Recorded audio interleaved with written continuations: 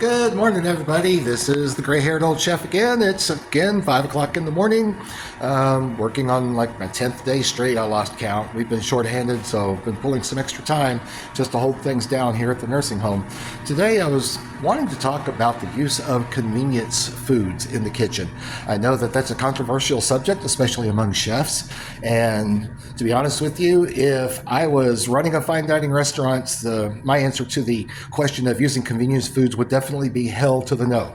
But this is a institutional setting, institutional cooking. We're talking hospitals, nursing homes, school cafeterias, colleges, industrial cafeterias, and even correctional facilities. So the paradigm changes. We have to rethink this. Most of the time you have very little labor to work with. Me personally, in our facility, we cook for 100 people every meal, and there's only one cook.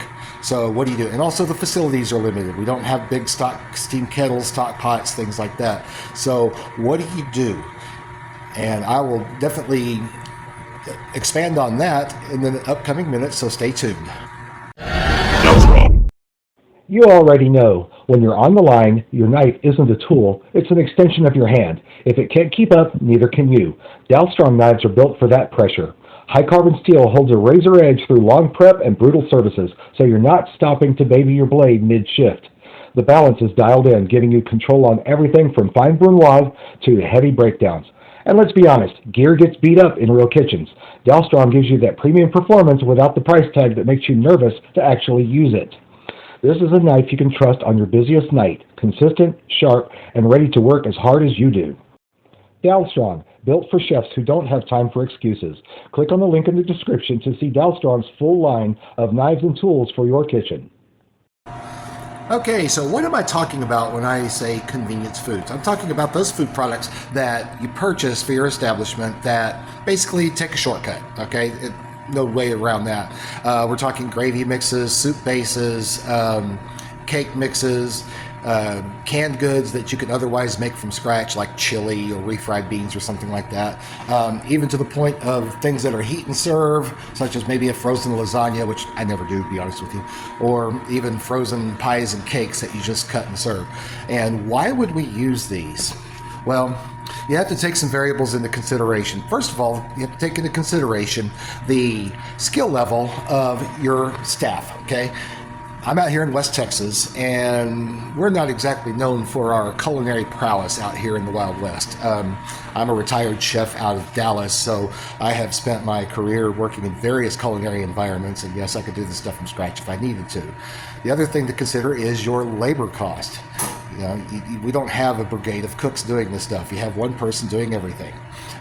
So you have to find ways to take those little shortcuts to cut the time without compromising quality to a great extent.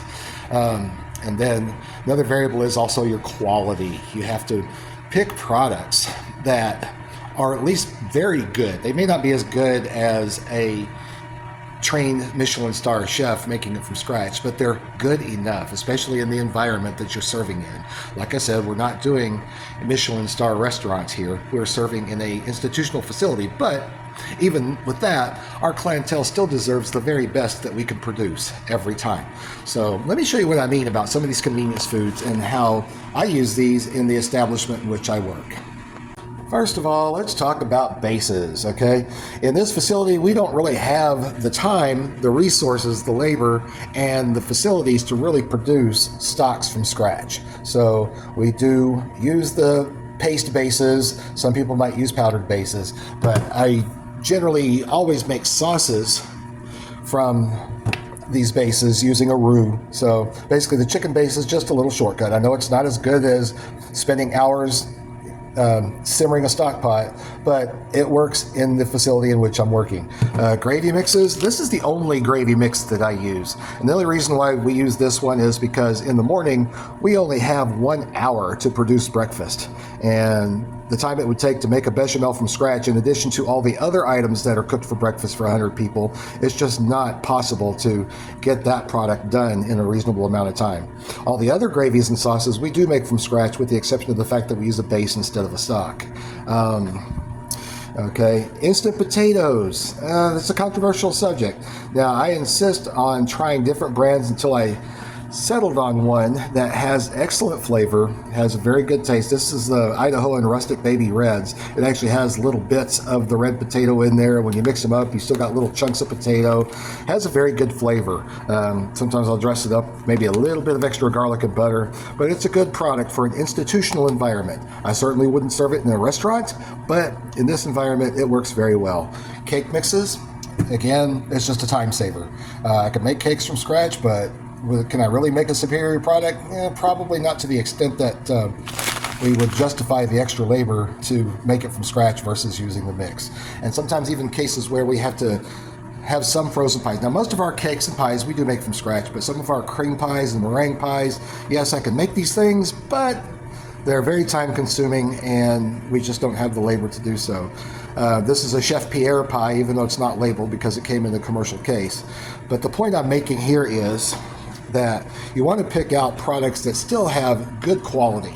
You're not trying to go cheap when you're buying convenience food. You're already saving money on labor, so why you go cheap on the products that you are serving to serve an inferior product to people who deserve better? So that's my little take on convenience foods.